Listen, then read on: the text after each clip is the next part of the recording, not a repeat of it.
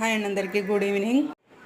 ఈ ఇడ్లీ పిండి 4 రోజుల కింద చేస్తే మిగిలితే నేను పునుగులు చేద్దామని అనుకుని ఫ్రిడ్జ్లో పెట్టిన. మా చిన్న అబ్బాయి పునుగులు వద్దు, ఇడ్లీ చేసి వాటిని పోపు చేయి, తాలింపు చేయని అన్నాడు.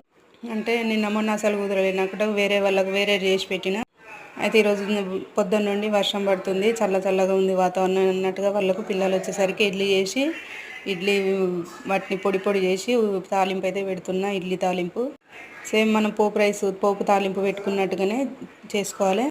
ఇడ్లీలను విప్పుకొని తర్వాత ఒక గిన్నె పెట్టుకొని 2 పావుల ఆయిల్ వేసుకొని పోసి దినుసులు, ఆనియన్, పచ్చిమిర్చి, టమాటా, కరివేపాకు అవన్నీ వేసుకొని అల్లం వెల్లుల్లి పేస్ట్ వేసుకొని తర్వాత పొడి చేసుకున్న ఇడ్లీ వేసుకొని కలబెట్టుకున్న తర్వాత నిమ్మరసం, కొత్తిమీర వేసుకొని కలుపుకొని వడ్డించుకోవడమే.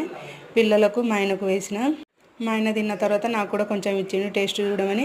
చాలా టేస్ట్ ఉంది, సూపర్ టేస్ట్ ఉంది. నచ్చితే లైక్ చేయండి, సబ్స్క్రైబ్ చేసుకోండి.